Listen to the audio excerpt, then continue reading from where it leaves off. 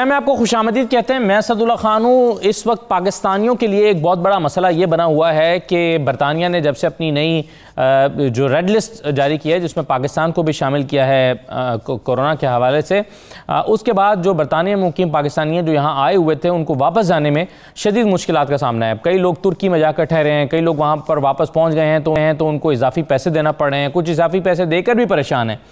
तो ये तशवीश की बात यह है कि इस पर बहुत सारे सवालात भी उठ रहे हैं कि पाकिस्तान को बरतानिया ने रेड लिस्ट में शामिल क्यों किया, हालांकि पाकिस्तान ने कोविड को बहुत ज़्यादा कंट्रोल में रखा और यहाँ पर जो पॉजिटिव आने की शरह है वो भी कम है और इसके अलावा जो शरह बात है वो भी कम है, जबकि नेबरिंग कंट्रीज़ में और दूसरे ममालिक में इस शरह इससे ज़्यादा है, कोविड के केसेस इससे ज़्यादा हैं, एक्टिव केसेस ज़्यादा हैं और इसके बावजूद उनको रेड लिस्ट में शामिल नहीं किया गया। तो पाकिस्तान को सवाल पैदा हुआ कि पाकिस्तान को क्या सियासी बुनियादों पर में शामिल किया गया है या वाकई कोविड की बुनियाद पर किया गया, और जो वहां पर लोगों को प्रॉब्लम्स पेश आ रही हैं वो क्या हैं, उनको कैसे रिजॉल्व किया जा रहा है या किया जा सकता है। इन तमाम चीज़ों पर हम बात करेंगे अपने मेहमानों से। हमारे साथ गुलाम हुसैन अमान साहब मौजूद हैं जो ब्यूरो चीफ के, बहुत शुक्रिया गुलाम हुसैन अमान साहब। हमारे साथ एक फैमिली मौजूद हैं जो कि पाकिस्तान से बरतानिया जाने पर होटल में फंसी हुई है। उन्होंने इजाफी 1750 पाउंड पे भी किए, लेकिन उनका बदकिस्मती से कोविड पॉजिटिव आया। पॉजिटिव आने के बाद उनको उस होटल में ठहरना पड़ रहा है, उनके अखराजात बर्दाश्त करने पड़ रहे हैं, वहाँ पर उनको सहूलियात नहीं दी जा रही क्योंकि वो कोविड के पेशेंट हैं। तो उनके लिए फूड का बर वक्त पहुँचना और बाकी इंतजामात, उसमें मुश्किलात का सामना ये उन्हीं से पूछेंगे। और हिना इकबाल मलिक साहबा मौजूद हैं, रहनुमा है लिबरल डेमोक्रेट्स पार्टी की और समाजी कारकुन भी हैं। हिना साहबा बहुत शुक्रिया। और रिजवान सुलेरिया हमें ज्वाइन करेंगे, chairman international business and professional forum UK से। तमाम मेहमानों को खुशामदीद कहता हूँ। गुलाम हुसैन अमान साहब, ज़रा सबसे पहले एक ब्रीफ दे दीजिए कि क्या मसाइल हैं लोगों को, वो ओवरसीज़ पाकिस्तानीज़ को जो वापस जाना चाहते हैं, क्या मुश्किलात हैं और क्या इसके लिए आवाज़ उठी है कि किस तरह से पाकिस्तान को इस रेड लिस्ट में शामिल किया गया और क्यों किया गया, जबकि पाकिस्तान में तो कोविड की सूरत हाल उन ममालिक के इसमें बहुत बेहतर है जिनको शामिल नहीं किया गया इस लिस्ट में। जी बहुत शुक्रिया असद। ये एक ऐसा सवाल है जिसका जवाब मैं भी चाह रहा हूँ और बहुत सारे जो पाकिस्तानी है वो इस सवाल का जवाब जो है वो बरतानवी हुकूमत से भी पूछ रहे हैं और पाकिस्तानी हुकूमत से भी ये सवाल पूछ रहे हैं कि उन्होंने रेड लिस्ट में शामिल होने के बाद जो है वो इस मसले को एक आला सतह पर क्यों नहीं उठाया। ये सारे सवालात हैं जो कि हर पाकिस्तानी और बिलखसूस जो ओवरसीज पाकिस्तानी हैं वो हुकूमत से पूछना चाह रहा है, जो बरतानिया में मुकीम पाकिस्तानी है वो पूछना चाह रहे हैं, लेकिन मैं कहूँगा कहीं सुनवाई नहीं हो रही।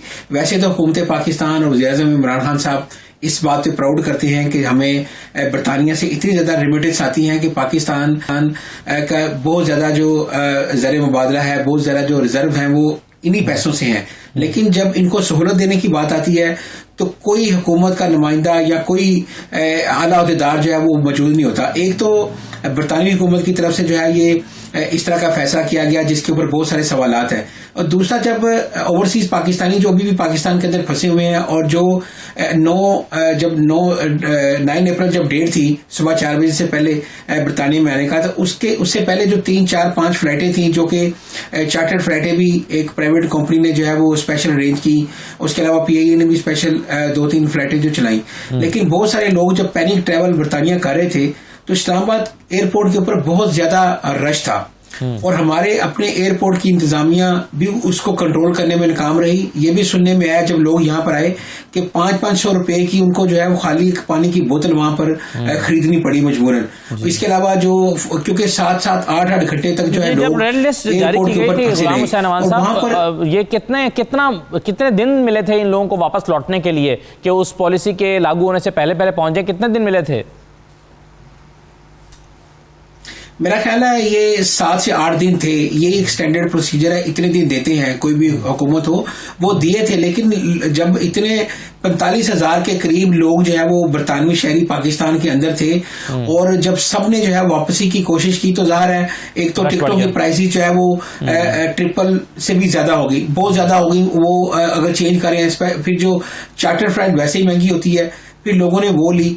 और उसके अलावा जो सारी फ्लाइटें थी तकरीबन वो 7 और 8 अप्रैल को थी जो चार्टर फ्लाइटें और दूसरी थी। तो जब इतनी बड़ी तादाद के अंदर लोग एयरपोर्ट पर गए तो वहां पर बहुत ज्यादा रश हो गया और वहां पर भी इतने मसाइल का सामना करना पड़ा कि कोई हुकूमती नुमाइंदा, कोई ओवरसीज पाकिस्तानी फाउंडेशन, कोई ओवरसीज मिनिस्ट्री, किसी नुमाइंदे ने वहां पर जाके ओवरसीज पाकिस्तानियों का हाल नहीं पूछा कि आप इतनी परेशानी के अंदर हैं। हम बरतानवी हुकूमत से बात करते हैं कि अगर फ्लाइट को 2-3 घंटे किसी वजह से लेट पहुंचती है तो आप उनको प्लीज इंटरटेन करें और उनको जो है वो होटल के अंदर करंटीना ना कहा जाए। किसी किस्म की फैसिलिटी नहीं दी जिसकी वजह से लोगों की परेशानी के अंदर मजीद इजाफा हो गया और जो फैमिली जो है वो 1-2 घंटे लेट पहुंची, वो एक तो वहां पर वो महंगी टिकट खरीद कर आई बरतानिया, और दूसरा उन्होंने जो है वो जो जरूरी कोविड टेस्ट है उनके पैसे दिए, तीसरा फिर उनको यहाँ पर आकर जब होटल में क्वारंटाइन करना पड़ा तो उनको जो है वो तीन चारों तरफ से जो है वो मुश्किलात का सामना करना पड़ा। लेकिन ना पाकिस्तान हाई कमीशन के किसी नुमाइंदे ने आकर उन्हें एयरपोर्ट के ऊपर फैसिलिटेट करने की कोशिश की, ना पाकिस्तान से किसी ओवरसीज के नुमाइंदे ने की। तो इस तरह ओवरसीज पाकिस्तानियों से इस तरह का आप सलूक करेंगे तो फिर मेरा ख्याल है बहुत ज्यादा दिल टूट जाएगा उनका। बिल्कुल सही बात है। हिना इकबाल साहबा, मुझे ये बताइए कि एक बरतानवी रुकन पार्लियामेंट नाज शाह साहबा ने बरतानवी वज़ीर ख़ारजा को एक ख़त भी लिखा था जिसमें बरतानवी हुकूमत के इक़दाम को पाकिस्तान और पाकिस्तानियों के साथ एक इम्तियाज़ी सलूक करार दिया था। आपके ख़्याल में क्या ये सलूक वाकई इम्तियाज़ी सलूक है? और दूसरा कि क्या इसको कहीं पर किसी अदालत में चैलेंज किया जा सकता है कि जी ये एक डिसीजन जो है वो बायस्ड महसूस होता है? सबसे पहले तो मैं कहूँगी कि जो रेड अलर्ट में कंट्रीज़ को डाला गया है अराउंड 40 ऑफ देम, ये obviously to protect the new variants entering into UK. आपको पता है ना, ये ऑलरेडी 3 वेरिएंट हैं, जो यूके वेरिएंट है, साउथ अफ्रीकन वेरिएंट और ब्राज़ील वेरिएंट है। Now they are trying to stop other variants coming in. आपका सवाल ये है कि ये जो रेड लिस्ट में डाला गया है ये बायस्ड है या इसके खिलाफ कोई एहतजाज हुआ है या नहीं जी। I will say definitely I feel right now at this point of time के कंसर्न है हमारी कि there is a lack of available data and evidence और scientific reasoning to put our country on red list, क्योंकि the rate of infection in Pakistan जो है वो lower था और lower है compared to UK variant, और पाकिस्तान में जो infection rate बढ़ा था 40% was because of the UK variant. Do you see? That's why the flights were stopped there at that point. अब मुझे लगता है कि अगर आप globally देखते हैं कि बांग्लादेश और पाकिस्तान को एशिया से ऐड किया गया with Philippine obviously from the Asian continent से, तो how come India is not on the list, जबकि इंडिया का वेरिएंट जो है already under investigation in UK from February 2021 और उसके ऑलरेडी 77 केसेस यहाँ मौजूद हैं, जिसमें से अराउंड 73 जो हैं वो इंग्लैंड में हैं और 4 इन स्कॉटलैंड में हैं। इसको वो कह रहे हैं कि इट्स अंडर करंट इन्वेस्टिगेशन। एक चीज अंडर इन्वेस्टिगेशन में है, येट बोरिस जॉनसन जो प्राइम मिनिस्टर ऑफ यूके हैं, मुझे लगता है ऑफ इंग्लैंड के उनकी जो ट्रिप है इस वक्त ट्रेड की जो इंडिया जाने की बात करते हैं, this is the only reason why they haven't added India on the list, whereas India has got more infections going on around in the region of more than 200,000 cases जो हैं उनके इंडिया के जो वेरिएंट के हैं वो India में इस वक्त मौजूद हैं और तेजी से फैल रहा है, जबकि वो डबल mutant है and highly infectious hai. Yet they have not added India on the list when they were looking at all the countries that may bring different variants into UK. So us basis pe I agree कि ये biased decision है. There is something behind the scenes going on. They are favoring because I think there are people in a higher position in the UK government which obviously come from India, and I just feel कि वो support कर रहे हैं इस system में. Why have they not added India and why have they added Pakistan? जबकि पाकिस्तान का variant या पाकिस्तान की जो इन्फेक्शन रेट है is not that high compared to India. अगर आप restrict करना ही चाह रहे हैं then you should have restricted India as well, and Boris Johnson should really cancel this trip to India for the trade deal. I don't think that's gonna, amid the vaccine program जो चल रहा है, he is gonna bring variant himself, I believe. बिल्कुल ठीक है. अच्छा, in terms of एक minute आपने मुझसे ये भी पूछा, इन टर्म्स ऑफ आप इसको चैलेंज कर सकते हैं. There are people, Pakistani people, it was challenged in the parliament. Boris Johnson से 50 एमपीज हमारे थे जिन्होंने क्वेश्चन किया था, जिसमें से आपने नाज शाह की बात की है, यास्मीन कुरैशी थी, there are plenty others. 50 of them have question this कि आप हमें डेटा प्रोवाइड किया जाए, एविडेंस प्रोवाइड किया जाए, साइंटिफिक रीजनिंग प्रोवाइड किया जाए कि why have you added Pakistan and Bangladesh to this red list, you know, जब तक उसके बगैर people are asking this question, otherwise जी क्राइटेरिया क्या है, ऑब्वियसली डेटा क्या है आपके पास, साइंटिफिक रीजनिंग क्या है, यू आर राइट एग्जैक्टली जी। ये पार्लियामेंट में तो ऑब्वियसली बोरिस जॉनसन से प्राइम मिनिस्टर क्वेश्चन में किया गया है, यहाँ के लोगों ने, ओवरसीज पाकिस्तानियों ने पिटिशंस भी डाली हुई हैं, that's why it was actually it needs to be debated and we need more evidence instead of just putting Pakistan on the list. And I have full sympathy with those people who are paying so much money. It's almost costing £4,000 per person to come back from Pakistan right now. जी बिल्कुल। अच्छा जी, मेरे साथ एक और मेहमान मौजूद हैं, मलिक साहब और उनकी फैमिली हैं जो कि होटल में फंसी हुई हैं। मलिक साहब ज़रा मुझे बताएंगे आपके साथ क्या हुआ, आप इस्लामाबाद से आपने किया, वहाँ गए, किन मुश्किलात का आपको सामना करना पड़ा, आप होटल में क्यों हैं और आपको क्या प्रॉब्लम्स हैं वहाँ पर? अस्सलाम वालेकुम। जी वालेकुम अस्सलाम। पहले मैं ये कहना चाहता हूँ कि ना मैं लाहौर से आया था, मैं 9 तारीख को निकला था लाहौर से और लाहौर के टाइम का 1:45 बजे, एक पाकिस्तान टाइम में निकला था और मैं यहाँ पर यूके के अंदर ना 6 बजे पहुँचा हूँ, सुबह 6 बजे, और ये रूल ना 4 बजे शुरू हुई। ठीक, तो मेरा मसला ये है कि ना जब उन्होंने अनाउंस किया था कि पाकिस्तान रेड लिस्ट में जा रहा है ना, हमारे पास इतना टाइम नहीं था कि हम ना जाकर टिकट चेंज कर लें, हमें पहले से टिकट चेंज करने पड़ गए थे क्योंकि उन्होंने दोहा को ना लगा दिया था रेड लिस्ट पर। तो हमें बहुत मुश्किल लगी थी, हमने ना 6 दिन लगाए थे कोशिश करने के लिए कि हमारे टिकट बुक हो जाए, लेकिन कोई एयरलाइन पर कोई टिकट नहीं मिल रही थी। अगर आप ऑनलाइन देखते ना, कोई फ्लाइट्स नहीं निकल रहे थे, चाहे वो ब्रिटिश एयरवेज हो या वर्जिन, गल्फ एयरवेज, कहीं से भी नहीं जी। एक और जो लोग टिकट दे रहे थे ना, वो भी ना कोई तकरीबन 2-3 हज़ार पाउंड पर पर्सन के लिए टिकट मांग रहे थे, जो हमारे लिए कोई फायदा नहीं था जी। एक बेहतर ये था कि हम आकर ना यहाँ पर क्वारंटीन करते होटल में और यहाँ से हम निकले, लेकिन again just like the person before me was saying, हमें अभी तक समझ नहीं आ रहा कि पाकिस्तान रेड लिस्ट के अंदर क्यों आया था। पाकिस्तान, जब मैं पाकिस्तान में था मुझे लग रहा था कि पाकिस्तान काफी इस चीज के बारे में ना सीरियस था, यानी कि हम ना गाड़ी के अंदर बैठते हुए वो रोक रहे थे गाड़ियों को जो लोग मास्क नहीं पहन रहे जी। ठीक, तो मुझे लगा था कि ना इतना बड़ा प्रॉब्लम नहीं था जो मीडिया ने हर चीज ने बनाई। सही है, लेकिन मलिक साहब आप जब वहाँ पहुंचे हैं तो आपने क्वारंटीन किया है, तो आपको कितने दिन का क्वारंटीन करना था, कितने दिन अब आपको हो गए हैं वहाँ पर, और प्रॉब्लम्स भी हैं क्या, या कब निकल रहे हैं आप यहाँ से?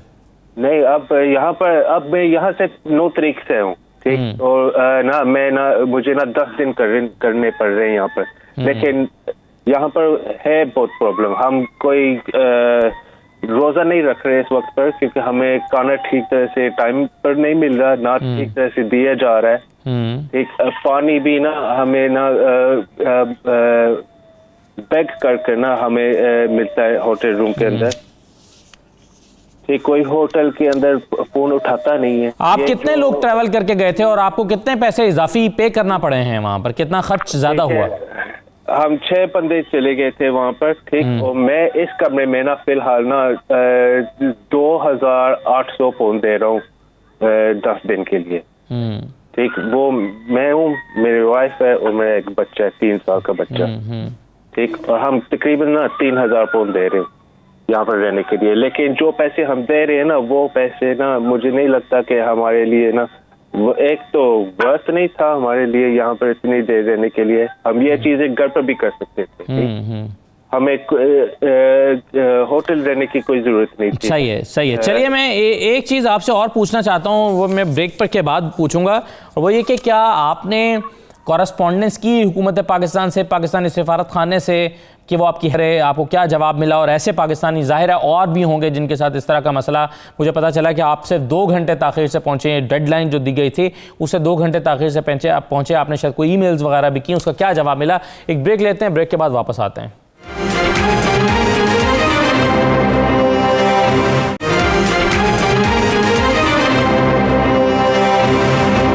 दोबारा आपको खुशामदीद कहते हैं। सबसे पहले मैं मलिक साहब आपके पास ही आऊँगा, आपसे बात हो रही थी, मुझे बताइएगा कि आप जो हैं वो कितना ताख़ीर से पहुंचे थे? क्या 2 घंटे की ताख़ीर आपकी फ़्लाइट की वजह से थी, जो डेडलाइन थी, और आपने क्या कॉरेस्पॉन्डेंस भी की, कुछ ईमेल्स भी की कुछ मुतल्लिका लोगों को? हाँ जी, हमने DHSC कस्टमर फीडबैक टीम को ईमेल कर दिया था। मैंने पूछा है कि मुझे क्वारंटीन करना पड़ेगा 2 घंटे लैंड करने के बाद, और मुझे साफ कहा गया था कि हाँ आपको जाकर होटल में क्वारंटीन करना पड़ेगा। ये हमें ब्रिटिश एयरवेज से भी टेक्स्ट मैसेज मिला था एक दिन निकलने से पहले। तो हमने ना बड़ा कोशिश किया था कि हम ना 9 तारीख से पहले निकल जाए, लेकिन हमारे से नहीं हुआ। यानी कि हमने जब भी पाकिस्तान हमने ब्रिटिश एम्बेसी फोन किया था वहां पर बैठकर, जो इस्लामाबाद में, लेकिन उन्होंने कोई मदद नहीं की हमारी। वो तो बस कह रहे थे कि जो गवर्नमेंट वेबसाइट पर लिखा हुआ है ना, हम बस वो ही कह सकते हैं और आगे से कुछ हम कह नहीं सकते। राइट जी, बिल्कुल सही है। एक चीज़ और है, कुछ लोगों ने जो है वो तुर्की में जाकर 10 दिन का क्वारंटीन किया है, वहाँ पर वो स्टे कर रहे हैं। तुर्की में स्टे करने के बाद क्या उनको कुछ फेवर मिल जाएगी? तुर्की में अगर वो ठहरते हैं 10 दिन के लिए तो क्या बरतानिया में उनको क्वारंटीन नहीं करना पड़ेगा? एक रिपोर्ट भी देख लीजिए इस हवाले से क्या हो रहा है, फिर इस पर मज़ीद बात करते हैं। बरतानिया की तरफ से पाकिस्तान को रेड लिस्ट में शामिल करने के बाद बरतानिया से आए ओवरसीज पाकिस्तानियों को वापसी के लिए शदीद मुश्किलात का सामना है। पाकिस्तान से बराह रास्त बरतानिया जाने पर 10 दिन के लिए होटल में करंतना और 1750 पाउंड इजाफी रकम अदा करना लाजिम है। इन इजाफी मसाइल से बचने के लिए बरतानिया जाने वाले ओवरसीज पाकिस्तानियों ने तुर्की में 10 रोजा क़याम को तरजीह देते हुए इस्तंबुल में डेरे डाल लिए। इस्तंबुल में ठहरे पाकिस्तानियों ने 92 न्यूज़ से गुफ्तगू करते हुए हुकूमत पाकिस्तान से मुआवनत न मिलने का शिकवा किया। रेड लिस्ट पे इस मारे असीं तुर्की अचना पिया वे। हुण तो कोशिश लगे हुआ कि ये ना हो तुर्की की बंद करी छोड़, कोई बसा नहीं आया इंग्लैंड वाले तो सारे पाकिस्तानी से आए जो अपनी मुसीबत फंसे। गवर्नमेंट कोई एक्शन नहीं ले रही। जब से पाकिस्तान को रेड लिस्ट में डाला गया है तो उसकी वजह से ओवरसीज़ पाकिस्तानी को बहुत मुश्किलात का सामना करना पड़ रहा है, जिसकी वजह से हम पाकिस्तानियों को डिफरेंट प्लेसेस से जाके हम वापस पहुंच रहे हैं, जिसकी वजह से हम सब को, मेरे बच्चों को, सारों को बहुत मुश्किलात का सामना करना पड़ रहा है। कि और इसकी ज़िम्मेदार मैं अपनी हुकूमत को करार दूँगा जिन्होंने ओवरसीज़ पाकिस्तानी के इस मुश्किल हालात में कोई भी हेल्प नहीं की। जो टिकट्स हमें 300-400 के मिलते थे वही टिकट्स हमें 1500 से 2000 के मिल रहे हैं, जो कि हर बंदा अफोर्ड नहीं कर सकता। इसलिए हमने डिफरेंट रास्ता इख्तियार किया है। कतर एयरलाइन का, उससे हमने फिर ट्रांसफ़र करवाया ब्रिटिश पे, फिर ब्रिटिश वालों ने दोबारा कैंसिल किया और हमने फिर अभी टिकट मांगा तो वो कहते हैं 3 लाख का एक टिकट मिलेगा आपको। तो हमने बहुत खस्ताली देखी और मेरी वाइफ का भाई फौत हो गया है, उसको कोरोना था तो फौत हो गया। हमने इमरजेंसी में आना था पर पाकिस्तानी हुकूमत कुछ भी नहीं कर रही। हम बहुत खस्ताली से आ रहे हैं, ये देखें हमारे छोटे छोटे बच्चे हैं, हम बहुत खस्ताली से इधर पहुँचे हैं और अभी हम 10 दिन यहाँ पे स्टे करेंगे, उसके बाद हम जाएंगे इंग्लैंड में। मेरी पाकिस्तान हुकूमत से ये गुजारिश है कि इस क्रिटिकल सिचुएशन में जब पाकिस्तान को रेड लिस्ट किया गया है तो उन्होंने हम UK रेजिडेंट्स के लिए क्या किया है? उन्होंने कोई एफर्ट नहीं डाली है। इनफैक्ट हमें बहुत ज़्यादा एक ऐसी ट्रबल सिचुएशन में हमें डाला है कि we have no other way. हम यहाँ पे स्टक हैं, हमारे पास कोई अदर ऑप्शन नहीं थी। जब पाकिस्तान को रेड लिस्ट किया गया है तो उनको चाहिए था कि वो पाकिस्तानी रेजिडेंट्स जो UK में है उनके लिए कुछ करना चाहिए था। टिकट्स हम नहीं कर सकते थे अवेल, बिकॉज जो 400-500 की पाउंड की टिकट थी वो 1500-2000 पाउंड तक पहुंच गई है। 92 न्यूज़ से बात करते हुए उन्होंने कहा जो टिकट आम दिनों में 300 से 400 पाउंड का मिलता था अब वो 1500 से 2000 का भी मुश्किल से मिल रहा है। ओवरसीज पाकिस्तानियों ने हुकूमत पाकिस्तान से अपील की है कि वो उन मुश्किलात का अजाला करे। ओवरसीज पाकिस्तानियों को पाकिस्तान की रीढ़ की हड्डी की असलियत देने वाली पाकिस्तानी हुकूमत बरतानवी हुकूमत के पाकिस्तान को रेड लिस्ट में शामिल करने के बाद खामोशी पर ओवरसीज़ पाकिस्तानी हुकूमत से बहुत ज़्यादा नाला हैं। राजा वाजिद, 92 न्यूज़, इस्तांबुल, टर्की। अच्छा गुलाम हुसैन अमान साहब, आप मुझे एक तो ये बताइए कि ये लोग तुर्की में क्यों स्टे कर रहे हैं 10 दिन के लिए, इससे क्या फ़ायदा होगा इन्हें? दूसरा ये कि सबने ही शिकवा किया हुकूमत पाकिस्तान से, हुकूमत पाकिस्तान का क्या किरदार हो सकता था, हुकूमत पाकिस्तान क्या कर सकती थी जो उसने नहीं किया, ये क्या चाहते हैं? सबसे पहले तो असद ये बताऊं कि बरतानवी हुकूमत ने ये कहा हुआ है कि कोई भी अगर रेड लिस्ट कंट्री से जो भी बरतानिया आएगा, अगर बरतानिया और उस कंट्री के दरमियान 10 रोज तक वो कहीं और पर रुकेगा तो फिर उसको यहाँ पर होटल में क्वारंटाइन नहीं करना पड़ेगा, घर में उसको करना पड़ेगा अपने घर के अंदर। और इस होटल में क्वारंटाइन से बचने के लिए, जो कि एक तो 1750 पाउंड की फीस है, और दूसरा आपको होटल के अंदर ऐसे ही रखा जाता है जैसे एक कैदी की हैसियत से है। आप बाहर नहीं जा सकते, होटल कमरे से बाहर जाना है तो पूछ के जाना है। अगर किसी ने सिगरेट पीने भी जाना है तो एक बकायदा परमिशन लेकर थोड़ी देर के लिए जाएगा। तो उस चीज से लोग डरने के लिए जो है उन्होंने बेहतर समझा कि हम पाकिस्तान से टिकट खर्च के और होटल, वहां पे स्पेशल पैकेजेस आजकल होटलों के चल रहे हैं कि 10 दिन के लिए आपको एक 400-500 पाउंड के अंदर होटल मिल जाता है। तो लोगों ने यही कहा कि हम पाकिस्तान से टर्की आ जाते हैं, क्योंकि ब्रिटिश पासपोर्ट है, वीजे की भी जरूरत नहीं होती, सिर्फ एक फॉर्म फिल करना होता है। आप वहां पर आ जाए तो वहां पर आके 10 दिन रहे, तो फिर जब आप बरतानिया आएंगे तो फिर आप एयरपोर्ट से सीधे घर आ सकते हैं। आप फिर रेड लिस्ट कंट्री वाले शहरी शामिल नहीं कंसिडर नहीं किए जाएंगे, क्योंकि आप टर्की 10 दिन रह के आ रहे हैं। और आप किसी भी ऐसे मुल्क के अंदर 10 दिन रह के आए जो कि रेड लिस्ट के अंदर नहीं है, तो फिर आपको क्वारंटाइन नहीं करना पड़ेगा। और टर्की जो है वो मेरा ख्याल है सबसे चीपेस्ट ऑप्शन थी। और यहाँ अब वो मेरी अभी कॉरेस्पॉन्डेंट से बात हुई थी जिसने अभी राजा वाजिद ने रिपोर्ट किया है, वो बता रहे थे कि यहाँ पर ऐसा मंजर है कि इस्तांबुल में ऐसे लग रहा है कि जैसे पाकिस्तानी हर तरफ फिर रहे हैं। और स्पेशली जो है हमारे मीरपुर के लोग और काफी ज्यादा बड़ी तादाद के अंदर लोग वहां पर आ गए हैं। और वो 10 दिन, हर बंदा अपने 10 दिन पूरे करने के बाद दोबारा जो है वो इस्तांबुल से लंदन आएगा। एक तो ये वजह है टर्की में लोगों के आजकल ठहरने की, और वहां पे एक तो मुसलमान कंट्री है, लोग वहां पे रोजे भी रख रहे हैं और तरावियां वगैरह भी पढ़ रहे हैं। इस तरह लोग ना तो इजी फील कर रहे थे, इसलिए बहुत बड़ी तादाद के अंदर वहां पर आए। और दूसरी बात आपने असद क्या पूछी थी? दूसरा मैंने आपसे ये पूछा था कि पाकिस्तानी हुकूमत क्या किरदार अदा कर सकती थी जो नहीं किया, जो लोग शिकवा कर रहे हैं, क्या करना चाहिए था? मेरा ख्याल है एक तो पाकिस्तान हुकूमत को फौरी तौर पर जब इन्होंने शामिल किया तो वही जो बात पहले हिना मलिक साहबा कर रही थी कि जो स्टैटिकल एविडेंस थे वो लेने चाहिए थे कि भी कौन सा डाटा है, किस वजह से आपने कर रहे हैं। और आप जो ये 45,000 के करीब है, ये बरतानवी और पाकिस्तानी ड्यूअल नेशनल है जो कि वहां पर फंस गए हैं, और उनको अजाले के लिए जो है वो हुकूमत पाकिस्तान को आला सतह पर बातचीत करनी चाहिए था। और दूसरा, अगर ऐसा भी नहीं हो सका तो फिर जो है वो फ्लाइट्स इस तरीके से ज्यादा स्केड्यूल करनी चाहिए थी ताकि ज्यादा से ज्यादा लोग जो है वो पहुंच जाते। लेकिन सरकारी सतह पर से 2 फ्लाइटें की गई, जब 45,000 के करीब लोग फंसे हुए हैं तो 2 या 3 PIA फ्लाइटें चलाने से मतलब क्या हो जाना था। जब 8-9 दिन का टाइम था तो रोजाना की बुनियादों पर इतनी फ्लाइटें चलाई जाती, 5-6 फ्लाइटें, ताकि ज्यादा से ज्यादा लोग जो है वो वहां पर पहुंच जाते।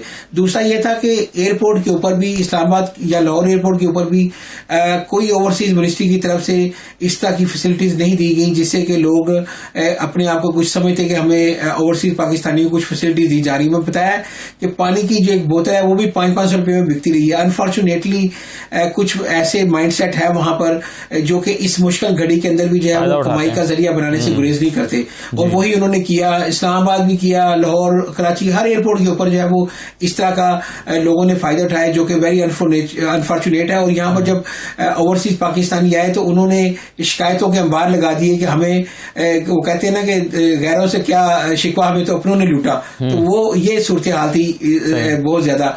और मेरा ख्याल है कि जो है ना डिप्लोमेटिकली जो है वो बातचीत करनी चाहिए थी ब्रितानी हुकूमत से, और हमें कुछ दिन और मिल ये जाते। सबसे इम्पोर्टेंट बात है कि पाकिस्तान को, ये बिल्कुल सही है, जबकि पाकिस्तानी हुकूमत भी ये समझती है कि जो पाकिस्तान में भी एक तीसरी लहर आई है, ये यूके वेरिएंट है और ये यूके से यहाँ पर आया है, जबकि पाकिस्तानी हुकूमत को ये जी यूके को जो है वो मुर्द इल्जाम ठहराना चाहिए, और यूके जो है वो पाकिस्तान को मुर्द इल्जाम ठहरा रहा है। तो गवर्नमेंट को इस सिलसिले में कॉरेस्पॉन्डेंस करना चाहिए थी और अपने पास, उसके पास जो फैक्ट्स एंड प्रूफ्स हैं वो शेयर करने चाहिए थे। मेरे साथ, मैं इससे पहले कि हिना मलिक साहबा के पास दोबारा जाऊं, रिजवान सुलेरिया साहब हमारे साथ मौजूद हैं, chairman international business and professional forum.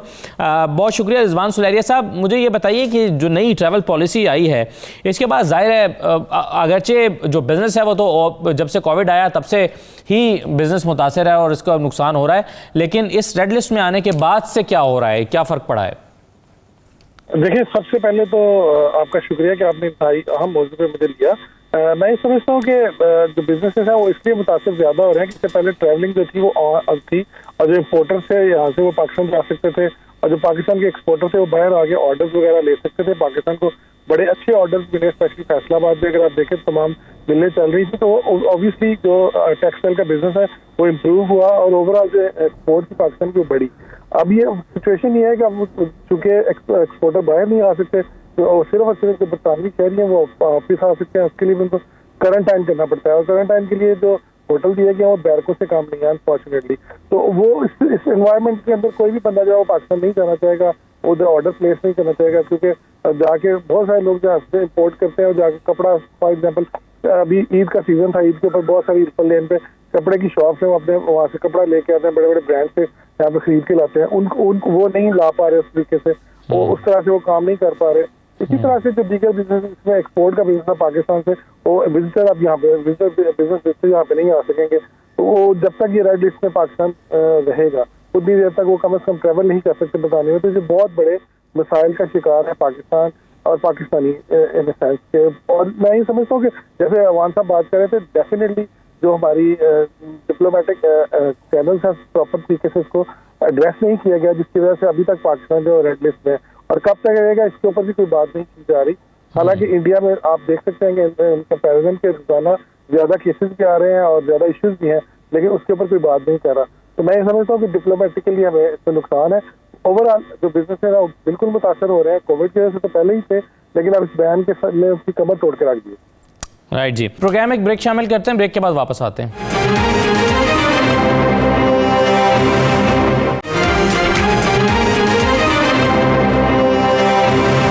हमारी साहब बताइएगा, आपके ख्याल में ये कितने अरसे के लिए जो रेड लिस्ट है वो बनाई गई है, इसको रिव्यू कब किया जाएगा, कितने अरसे में किया जाएगा, और अगर पाकिस्तान गवर्नमेंट ऑफ बरतानिया के साथ अगर वो कॉरस्पॉन्डेंस करें, उनको कन्विंस करने की कोशिश करें, और जो अपने टाइज़ हैं आप फॉर्मली अगर उसको यूटिलाइज़ करें, तो आपके ख्याल में क्या जो इसकी दूसरी लिस्ट है या इसको रिव्यू करते हुए पाकिस्तान को फेवर मिल सकती है?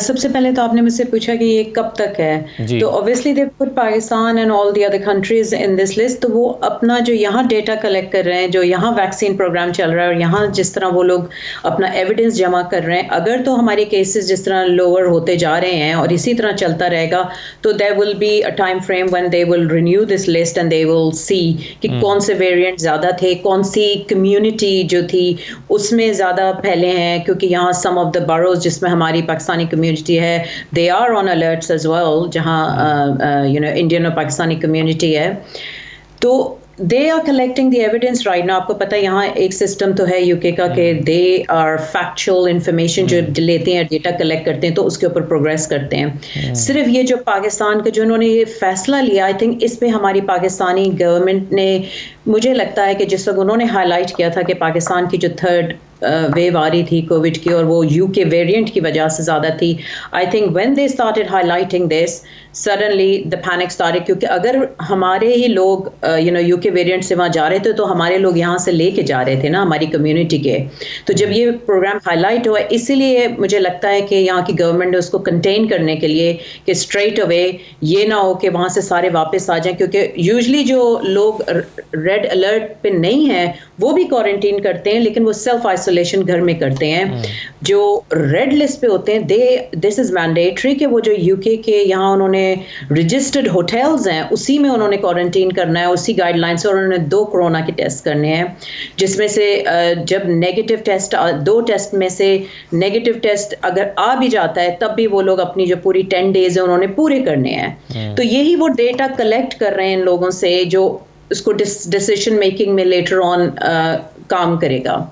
और जो लोग जो रेड अलर्ट पे नहीं है वो अगर सेल्फ आइसोलेशन में जाते हैं और बल्कि 10 डेज से अर्ली भी बाहर निकल सकते हैं अगर उनका नेगेटिव टेस्ट आता है ऑन द 5th डे, जो उन्हें भी टेस्ट करने होते हैं। तो I think this is what they are collecting right now to have the informed decisions in the future.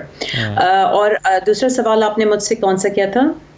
जी, मैंने आपसे किया था कि गवर्नमेंट ऑफ पाकिस्तान क्या रोल प्ले कर सकती थी, आपके ख्याल में वो रोल प्ले करती तो वो बेहतर होता? जी बिल्कुल, गवर्नमेंट ऑफ पाकिस्तान को एज सून एज जब ये पाकिस्तान को रेड अलर्ट लिस्ट पे डाला गया था, I think Pakistan should have engaged with UK and they should have asked for the evidence and said कि आप हमें पहले वो evidence दें और फिर ये अपना data रखते ना इनकी travel उससे immigration से ये तो इनके पास data होता कि कितने पाकिस्तानी पाकिस्तान में, तो उसके हिसाब से इनको या तो time frame ज़्यादा मांगना चाहिए था या उनसे कोई arrangement करनी चाहिए थी, क्योंकि ये वही लोग travel कर रहे हैं जो कि UK resident हैं या long उनको residency visa मिला हुआ है या जो passport holders हैं यहाँ वही ट्रैवल कर रहे हैं, बाकी लोग तो कंप्लीटली बैन है, they can not even get the visa to come to Pakistan.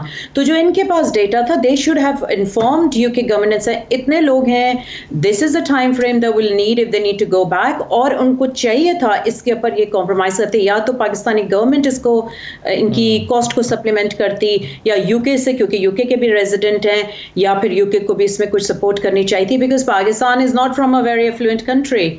उधर तो बेचारे लोग पैसे जमा करके जाते हैं अपने मिलने वालों को, पता नहीं सालों में जमा कर रहे होते हैं कि हमने जी एक ट्रिप लेनी है पाकिस्तान की, अब वो स्टक हैं। तो इट्स एन अनफॉर्चुनेट कि वो इस सिनारियो में इस वक्त थे।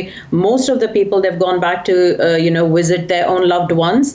मुझे लगता है पाकिस्तान को स्ट्रेट अवे डिप्लोमेटिक एंगेजमेंट करनी चाहिए थी, एंड आई ऑल्सो बिलीव कि यहाँ जो हमारे पाकिस्तान हाई कमीशन है, I think they need to be engage in actively with the government as well on this issue, और उनको अपने जो प्रॉब्लम्स जो हमारे ओवरसीज पाकिस्तानी जो कहीं और रूट लेकर आने की कोशिश में स्टक हैं, ये हाईलाइट उन्हें करना पड़ेगा, and we need to support those people to get them back. Right जी। मलिक साहब, मुझे ये बताइए कि अभी जब ये कहा जा रहा है कि जी ये यूके वेरिएंट है जिसने पाकिस्तान को भी मुतासर किया है, तो इसके लिए एक स्टेप ये भी उठाया जा सकता था कि पाकिस्तान अपने एयरपोर्ट्स पर इस तरह के जो है वो एक तरीका कार इख्तियार करती कि जो लोग यूके से आ रहे हैं उनको टेस्ट किया जाता। मुझे ये बताइए, जब आप पाकिस्तान आए थे तो क्या हुकूमत पाकिस्तान की तरफ से आपने एयरपोर्ट्स पर कुछ इकदाम देखे थे कि अरेंजमेंट्स किए गए थे? क्या हमारा टेस्ट हुआ था एयरपोर्ट पर जब हम लैंड हुए थे, हम एयरपोर्ट से बाहर निकल नहीं सकते थे जितनी देर तक हमारा टेस्ट ना हो, और हमें रिजल्ट ना एक दिन के अंदर मिला था और सारे नेगेटिव थे। मैंने टेस्ट यूके से भी लिया था निकलने के लिए, यानी कि यूके से टेस्ट दिया था एक दिन पहले, और पाकिस्तान पहुंचते हुए एक टेस्ट दिया था एयरपोर्ट निकलने से पहले। तो पाकिस्तान ने अपने नजरिए से ना ठीक किया था टेस्ट करने के लिए। सही है। तो आप अभी जब वापस गए हैं और इस वक्त क्वारंटीन में हैं होटल में, तो क्या आप सब लोग नेगेटिव हैं? No, that's another issue. मैं तो हम यहाँ पर आकर पॉजिटिव निकले। समझ नहीं आ रहा कैसे, हमारे पास कोई सिम्टम्स नहीं है, ना मुझे ना मेरे वाइफ को। हमने ना बहुत एहतियात किया था यहाँ पर आते हुए, यानी कि हमने कोई किसी से हम नीचे नहीं गए, इतना हमने कोई बाहर नहीं गए, हम बस अपने होटल रूम के अंदर रहे हैं, और हमारा टेस्ट फिर भी पॉजिटिव निकला है। मुझे किसी चीज पर यकीन नहीं है। कोविड का सिस्टम, ये जो ब्रिटिश गवर्नमेंट ने रूल्स बनाए हैं, ये मुझे ना इस वक्त पर ना मुझे ये सारा सबसे बड़ा झूठ लगता है। अच्छा। मैं अपने आप को ना प्रूव करना चाहता हूँ कि मैं नेगेटिव हूँ, लेकिन वो मुझ कर नहीं सकता, क्योंकि मुझे जब ये पॉजिटिव रिजल्ट आया है ना, इसके बाद ना चाहे मैं जो भी कुछ करूँ पॉजिटिव आया तो ठीक है। चलें, ये आपके डाउट्स हैं, अब इस पर मैं अगर गुलाम हुसैन रहमान साहब कुछ कमेंट करना चाहें तो वो ज़रूर कर दीजिएगा, और प्लस मैं पूछूंगा कि अब जो है वो क्या स्टेप्स लिए जा सकते हैं, जो प्रॉब्लम्स फेस किए जा रहे हैं इसको कम करने के लिए या रिजॉल्व करने के लिए क्या हो सकता है। एक छोटा सा ब्रेक लेते हैं, वापस आते हैं जी।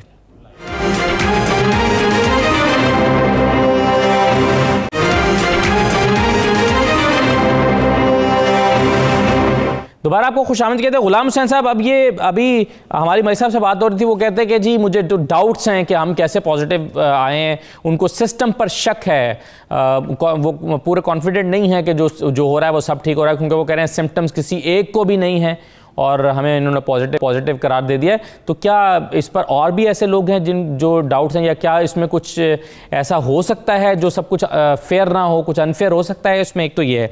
दूसरा ये कि अब क्या किया जा सकता है, चलें जो हुआ सो हुआ, अब क्या government of Pakistan, government of बरतानिया के साथ जो है वो क्या कर सकती है? जी देखिए असल पहली बात ये है कि मेरा ख्याल है उनको किसी से कोई दुश्मनी तो नहीं है कि किसी को वो जानबूझकर इस तरह की मुसीबत में डालें। हाँ, कोई नेग्लिजेंस की पॉसिबिलिटी हो सकती है किसी लेवल के ऊपर, टेस्ट के अंदर या किसी जगह पे हो सकती है, तो इस तरह का हो सकता है कोई हो, लेकिन ऑब्वियसली जो डेलिब्रेटली तो नहीं किसी को भी किया जा सकता कि हम आपको जो पॉजिटिव डिक्लेयर कर दें just to keep you in the hotel, ऐसा नहीं है। लेकिन वो जैसे मैंने बात की कि ऐसा हो सकता है कोई नेग्लिजेंस कहीं ना कहीं पर हो, कोई टेस्ट में भी हो सकती है, टेस्ट केस पे भी हो सकती है। और दूसरा ये भी होता है कि ये भी कहा जा रहा है कि जो बंदे वैक्सीन होते हैं या जिनकी इम्यूनिटी जो है वो स्ट्रांग होती है, उनको खुद जो है वो शायद इतने सिम्टम्स सामने नहीं आते, लेकिन वो दूसरों को मुंतकिल करने का बाइस बन जाते हैं। तो सम टाइम ऐसी सूरत हाल भी होती है कि इंसान को खुद फील ना हो रहा हो, लेकिन वो ट्रांसमिशन का बाइस बन रहा होता है दूसरों के अंदर। इस तरह की भी जो म्यूटेशन है, अब ये जो आज भी ये मैं देख रहा था, अभी ब्रेकिंग न्यूज चल रही थी कि जो इंडिया की तरफ से आ रहा है उसको कहा जाए डबल म्यूटेशन वेरिएंट कहा जा रहा है। अब उसके वो भी काफी खतरनाक कहा जा रहा है, और सडनली गुज़िश्ता 3-4 रोज के अंदर जो है वो इंडिया में केसेस भी बहुत ज्यादा बढ़ रहे हैं और अमवात भी बढ़ रही हैं। तो ये बहुत ज्यादा अलार्मिंग सिचुएशन है, इसीलिए बरतानवी मीडिया के अंदर ये बड़ी ब्रेकिंग न्यूज के तौर पर ये चल रही है कि इतना बड़ा कंट्री है और डबल जो वेरिएंट म्यूटेशन जो है वो वहां से यहाँ आने का चांसेस हो रहे हैं। तो इस सारी सूरत हाल के अंदर तो लग रहा है कि आने वाले दिनों में मजीद कई कंट्री भी जो है वो यूके की रेड लिस्ट में शामिल होने वाले हैं। अब जो लोग टर्की के अंदर है वो इस फियर के अंदर है कि अगर टर्की को भी शामिल कर लिया गया तो फिर जो लोग वहां पर इस वजह से आए हुए हैं कि हम वहां से अपना क्वारंटाइन करके जो है बरतानिया के अंदर आ जाए, तो वो मजीद जो है वो लोग मुश्किलात का शिकार हो जाएंगे। तो मेरे ख्याल से बरतानवी हुकूमत को जरूर ऐसा मैकेनिज्म और डेटा शेयर करना चाहिए पाकिस्तान हुकूमत के साथ। जी हाँ, फॉर्मूला तो समझ आए कि जिनको देखकर जो है हमें कम से कम यकीन आ जाए। जी हाँ बिल्कुल, और ये बाकी लोगों को भी इससे फायदा होगा। जो उनके पास एक फॉर्मूला होगा तो वो एहतियात करेंगे कि जी हम भी रेड लिस्ट में जा सकते हैं, तो बाकी कंट्रीज को भी एक फॉर्मूला समझ में आ जाएगा। कम से कम एक फॉर्मूला हो तो सही हुकूमत बरतानिया के पास कि वो सबको वो दिखा सके। रिजवान सुरैया साहब, मुझे ये बताइए कि क्या पाकिस्तानी हाई कमीशन के साथ आपकी कोई कॉरेस्पॉन्डेंस हुई है, कोई रब्ता हुआ है कि वो अपना रोल प्ले करे बिजनेस कम्युनिटी को के इश्यूज को रिजॉल्व करने के लिए? जी बिल्कुल ऐसा नहीं है, लेकिन मैं समझता हूँ यहाँ पे जो ट्रेड मिनिस्टर है इज क्वाइट केपेबल कि वो बात कर सकते हैं बरतानवी जो होम ऑफिस है उसके साथ, और इसको इस इशू को रिजॉल्व करवा सकते हैं। जैसे आपने पहले कहा कि फार्मूला कोई नहीं है, बस अपनी मर्जी से शामिल कर रहे हैं रेड लिस्ट पे। उसका कोई इंडिया की केसेस भी ज्यादा है, लेकिन इंडिया रेड लिस्ट पे नहीं है, पाकिस्तान रेड लिस्ट पे है, और दूसरे कंट्रीज में जिनके जो रेड लिस्ट पे है। तो इवन फ्रांस के केसेस बहुत ज्यादा है, जर्मनी के केसेस ज्यादा है, लेकिन उनको रेड लिस्ट पे नहीं डाला गया। तो मैं समझता हूँ इस पे डेफिनेटली बात करनी चाहिए, और रेड लिस्ट का पाकिस्तान को लॉस डेफिनेटली है और बिजनेसेस को भी लॉस है, और ओवरऑल मैं समझता हूँ इस पे नजरसानी करने की जरूरत है और कोई ऐसा मैकेनिज्म बनाना चाहिए ताकि आने वाले दिनों में जो फर्दर भी कोई डेवलपमेंट हो, कोई फर्दर को अल्लाह ना करे को मसला हो आने वाले दिनों में, तो उसके ऊपर भी फिर जो है पाकिस्तान और बरतानिया की निगोशिएशन रहनी चाहिए ताकि इस तरह का मसला दोबारा ना हो सके। सही है। हिना इकबाल साहबा, how would you conclude the discussion? What is the way forward? The way forward is that we need to follow the rules, the laws, they are made for our safety, चाहे वो पाकिस्तान में रहती है हमारी कम्युनिटी, चाहे वो UK में रहती है। स्पेस, फेस, डिस्टेंस की जो बात हम करते हैं और ऑब्वियसली कवरिंग की बात करते हैं। देखिए, ये मैं वो जो फैमिली इधर आई है मुझे बहुत सिंपैथी है उनके साथ, लेकिन उनका जो ये रिजर्वेशन है कि यहाँ वहाँ से हम नेगेटिव आए थे, यहाँ हम पॉजिटिव हो गए हैं, ये थोड़ा सा वो है, you know, like giving a wrong kind of feeling to other people. बात ये है कि ये जो कोविड है ये यहाँ भी अगर वो टेस्ट एंड ट्रेस का वो कर रहे हैं ना, लैटरल फ्लो टेस्ट जो उन्होंने फ्री में दिया हुआ है लोगों को टेस्ट करने के लिए, वो भी आपको every second third day test करना पड़ रहा है, क्योंकि एक दिन आप नेगेटिव आ सकते हैं and the third day you may be positive, and that's the only reason they are saying. So maybe अगर वो पाकिस्तान से चलते हुए उन्होंने कराया और वो वहाँ नेगेटिव थे, by the time they have done the test है they have picked up some variant और they have picked up some infection है। नॉट नेसेसरली वो सिम्टम्स शो नहीं कर रहे, बिकॉज डिफरेंट वेरिएंट्स के डिफरेंट सिम्टम्स हैं, हैं, may be they it doesn't show but it's sitting them, जैसे गुलाम हुसैन अवान साहब ने कहा कि they may be transmissible to other people, उनको खुद से ना हो रहे हैं। तो सबसे पहले तो ये लोगों को प्लीज़, ये हमारी कौम को ये समझने की बहुत ज़रूरत है कि this is for the protection of the humanity, is for everyone. हाँ, ये इस वक्त जो ये रेड लिस्ट में, आई अंडरस्टैंड कि people are in a difficult situation. मैं चाहूँगी कि हमारे लोग जो लॉज हैं उसको फॉलो करें पीसफुली एज ए इज़। हाँ, गवर्नमेंट ऑफ पाकिस्तान इसमें इंटरवीन करके प्लीज़ उनको फाइनेंशियल हेल्प दे, because I think that is the biggest cause that people are stuck with. Financial is the reason that they are in despair right now. अगर वो वहाँ से कुछ सपोर्ट उन्हें मिलती है, और बाकी जो लॉ है जिस कंट्री का, जिस कंट्री में आप आ रहे हैं, वो आपको फॉलो करना पड़ेगा। Currently this is what the situation is and we just need to follow that. जी, बहुत शुक्रिया हिना इकबाल मलिक साहबा, गुलाम हुसैन अमान साहब, रिजवान सुलहरिया और मलिक साहब हमारे साथ मौजूद थे। तमाम मेहमानों का बहुत शुक्रिया। इजाज़त, अल्लाह हाफ़िज़।